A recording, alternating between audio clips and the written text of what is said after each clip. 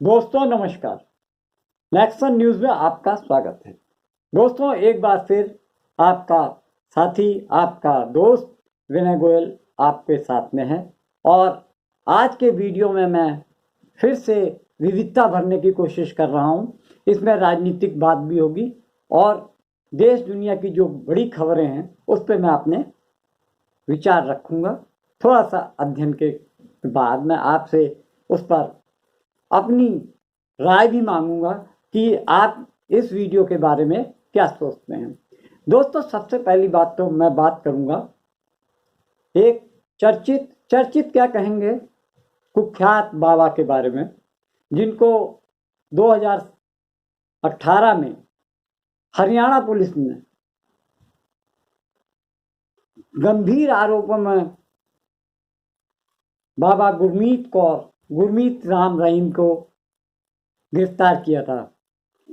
कम से कम 3 दिन तक ये पुलिस की कार्रवाई, पुलिस और बाबा राम रहीम के बीच में आंख मिचौनी का खेल खेला गया। बाबा के समर्थकों ने पुलिस की कार्रवाई का जमकर विरोध किया। आखिरकार पुलिस उनको आत्मसमर्पण करने पर मजबूर कर पाई। वो भी लोगों ने देखा कि जिस तरीके से बाबा का प्रभुत्व, राम रहीम का प्रभुत्व पंजाब हरियाणा पुलिस में या हरियाणा सरकार पे था, उससे पूरी दुनिया वाकिफ हो गई कि सरकार किस तरीके से बाबा को बचाने के लिए अपना प्रशासन, अपना शासन सब उसके आगे नतमस्तक कर रहे हैं। दोस्तों इस बारे में आपको सोचना चाहिए कि सरकार ने पिछले 2 साल में उनको, बाबा को 184 दिनों की पैरोल पे भेजा है। जेल से बाहर रहे हैं वो 184 दिन। दोस्तों एक सामान्य व्यक्ति को पैरोल मिलने में कितनी दिक्कतें आती हैं ये वही आदमी जानता है जो इन सब परेशानियों से भुगत चुका होता है।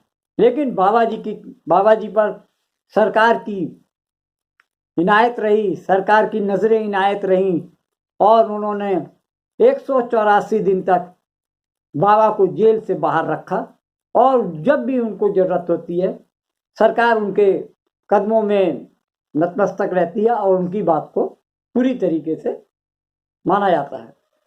जेल प्रशासन भी सरकार के अंडर में काम करता है, इसलिए सरकार का हुक्म होता है और वो बाबा राम रहीम को ससम्मान पैरोल दे देते हैं। दोस्तों आश्चर्य की बात है, जिस बाबा पर 2 औरतों के साथ, महिला के साथ बलात्कार जैसा घिनौना अपराध करने का आरोप साबित हो चुका है, हत्याओं का आरोप, उन पे दोष साबित हो चुका है, उस बाबा को बचाने के लिए हरियाणा की बीजेपी की सरकार, जिसके मुख्यमंत्री मनोहर लाल खट्टर हैं, और उन्हीं की सरकार में बाबा की गिरफ्तारी हुई और अदालत की ओर से उनको 10-10 साल के 2 इम्प्रिजनमेंट अवार्ड किए गए। उनको स्टेट डिसीजन दिया गया। सरकार ने, अदालत ने उनको दोषी मानते हुए 10-10 साल की 2 सजाएं उनके नाम पर घोषित किया। लेकिन सरकार की जो आप राजनीतिक जो मंशा होती है उसको समझिए। जब जब हरियाणा या उसके आसपास, राजस्थान, पंजाब, जहां जहां ये हरियाणा की बॉर्डर कनेक्ट होते हैं, वहां चुनाव होते हैं तो बाबा जी को पैरोल पे छोड़ दिया जाता है। हंसने वाली बात, दिलचस्प बात यह है कि जब उनका बर्थडे मनाया जाता है तब तक उनको पैरोल पे छोड़ दिया जाता है। एक तरफ ये तो हुई बाबा जी की बात। अब हम बात करते हैं दिल्ली के पूर्व डिप्टी सीएम मनीष सिसोदिया के बारे में। मनीष सिसोदिया पर ईडी और सीबीआई ने ये आरोप लगाए कि दिल्ली की जो शराब नीति थी उसमें उन्होंने काफी घोटाला किया और करोड़ों का हेरफेर किया। पिछले 8 महीने से मनीष सिसोदिया जी जेल में बंद हैं। उनको एक भी बार कोर्ट से जमानत नहीं मिली है ना आश्चर्य की बात कि एक डिप्टी सीएम पोस्ट होल्ड करने वाला व्यक्ति और आज तक उसके खिलाफ कोई भी पुलिसिया कार्रवाई या एफआईआर दर्ज नहीं हुई, ऐसे व्यक्ति को कोर्ट भी जमानत देने से कतरा रहा है। यहां तक कि सुप्रीम कोर्ट भी उनके खिलाफ में अपना आदेश पारित कर रहा है। दोस्तों, जबकि सुप्रीम कोर्ट के जो इस समय सीजेआई हैं डीवाई चंद्रचूड़, उनके बारे में तो लोग ये कह रहे हैं कि वो सत्ता के आगे झुकते नहीं हैं, लेकिन कुछ कुछ मामलों में देखा गया है कि जो सीजेआई हैं चंद्रचूड़ साहब और अन्य जो सुप्रीम कोर्ट के जजेस हैं, वो ऐसे डिसीजन दे देते हैं जिससे कि उनकी मंशा पर शक होने लगता है, जैसे लगता है कि वो भी सत्ता के आगे नतमस्तक हो गए हैं।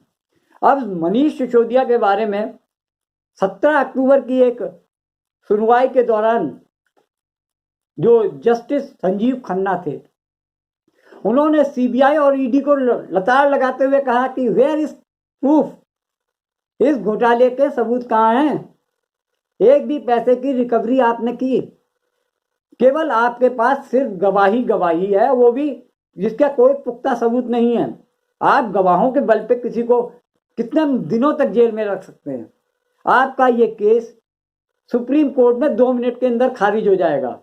दोस्तों, ऐसा सुनने के बाद सबको लगा कि शायद सुप्रीम कोर्ट से मनीष सिसोदिया को राहत मिल जाएगी, लेकिन दोस्तों 15 दिन के बाद ही सुप्रीम कोर्ट के वही जज से उन्होंने सुप्रीम कोर्ट के अंदर ये डिसीजन दिया कि मनीष सिसोदिया जी की जमानत रद्द की जाती है, जमानत स्वीकार नहीं की जाती है ना आश्चर्य की बात कि ये वही जज एक बार को सुप्रीम कोर्ट सीबीआई और ईडी को लताड़ते हैं और वही जज मनीष सिसोदिया की जमानत होने पर अड़ंगा लगा देते हैं।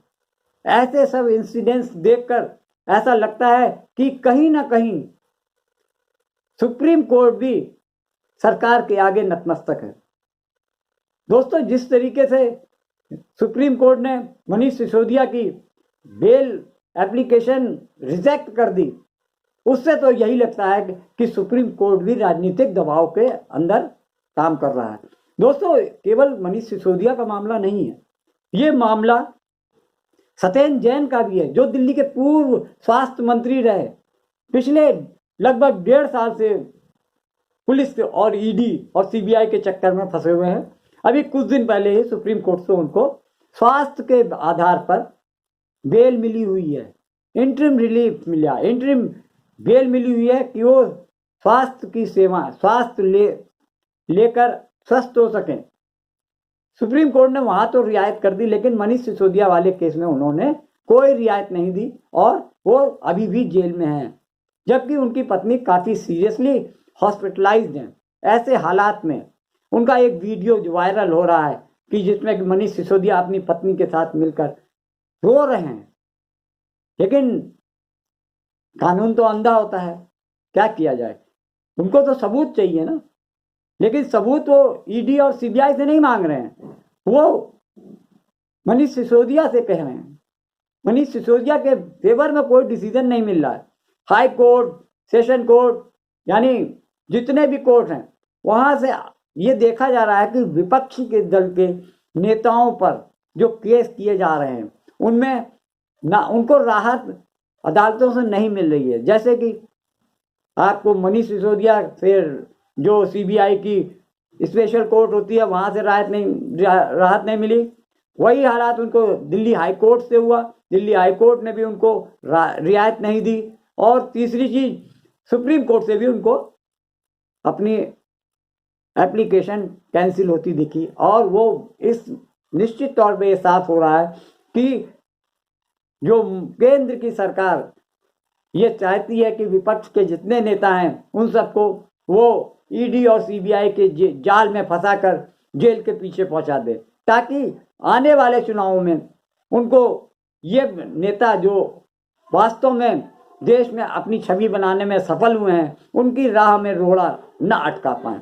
उसी तरीके से संजय सिंह को घर में सुबह ईडी की रेड होती है, शाम को ईडी उनको गिरफ्तार कर लेती है और विदाउट एनी प्रूफ एक पैसे की बरामदगी नहीं हुई और सरकार के आदेश पे, सरकार के इशारे पे ईडी ने उनको गिरफ्तार कर जेल भेज दिया और उनकी जो जमानत अर्जी है वो कई बार लगाई गई, लेकिन हर बात में सीबीआई और ईडी उस चीज पे ऑब्जेक्ट करती है और कोर्ट जमानत देने से इनकार कर देता है।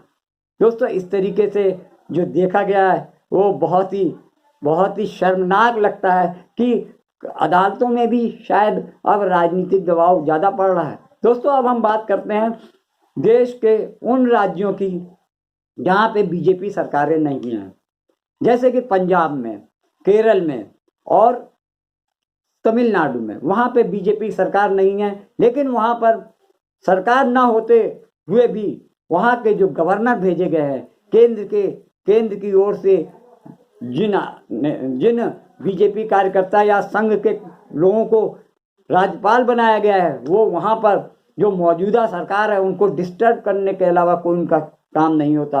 वो वहाँ पर भी आरएसएस और बीजेपी की पॉलिसियों को अडॉप्ट करने पे, सरकार को परेशान करने में, यहाँ तक कि तमिलनाडु की जो सरकार, जो सीएम है एम.के. स्टालिन, उन्होंने इतना, जो वहाँ के जो राज्यपाल हैं आर.एन. रवि से इतने परेशान हो गए कि 3 साल से उनकी जो फाइलें हैं वो फाइलों पर बैठे हुए हैं, ना तो वो पास करते हैं और ना ही फाइल लौटाते हैं। यहाँ सुप्रीम कोर्ट ने इन सभी को लताड़ लगाते हुए कहा कि आप ऐसा नहीं कर सकते, ये जो प्रदेश में सरकारें हैं वो जनमत से आई हैं, आप जनमत के नहीं हैं, आप तो सेंटर से भेजे गए एक राज्यपाल की हैसियत में काम करिए, आप आग से मत खेलिए वरना झुलस जाएंगे। ये सरकार को सीधा सुप्रीम कोर्ट ने सीधा फटकारा गवर्नर्स को, जो कि केंद्र के जो दूत बनकर राज्य सरकारों को परेशान करने में अपना फर्ज समझ रहे हैं और अलग तरीके से केंद्र की सरकार को बिना सोचे समझे अंधा अनुकरण कर रहे हैं। दोस्तों, इन्हीं राज्यपालों में एक राज्यपाल का नाम और है, वो है पंजाब के गवर्नर बनवारी लाल पुरोहित। जब से सरकार बनी है देश में, पंजाब में आम आदमी पार्टी की सरकार बनी है, तब पहले दिन से ही उन्होंने सरकार को तोड़ने फोड़ने और उनके जितनी भी वो परेशानियां पैदा कर सकते हैं वो कर रहे हैं। और यहाँ तक कि वहाँ के विश्वविद्यालयों में भी उन्होंने हस्तक्षेप किया और साथ में वहाँ सरकार का आरोप है कि संघ और बीजेपी के कार्यकर्ताओं को वो वहाँ अपॉइंट कर रहे हैं, जिससे कि पंजाब सरकार और बीजेपी और उनको के बीच में हमेशा तनातनी का मौके उत्पन्न होते रहे। तो इसी तरीके से पंजाब के गवर्नर को भी, बनवारी लाल पुरोहित को भी सुप्रीम कोर्ट ने बुरी तरह लताड़ते हुए कहा कि आप अपने रवैये में परिवर्तन लाएं, अन्यथा हमें कार्रवाई करनी पड़ेगी। इस तरीके से दोस्तों, आज के वीडियो में इतना ही। मैं चाहता हूं कि आप हमारे इस वीडियो को सब्सक्राइब करें, लाइक करें और शेयर करें। दोस्तों, आप लोगों से एक अपील है कि आप स्वतंत्र पत्रकारिता करने वाले पत्रकारों का सहयोग करें और जितना भी आप हमारा सहयोग कर सकते हैं कीजिए। नमस्कार।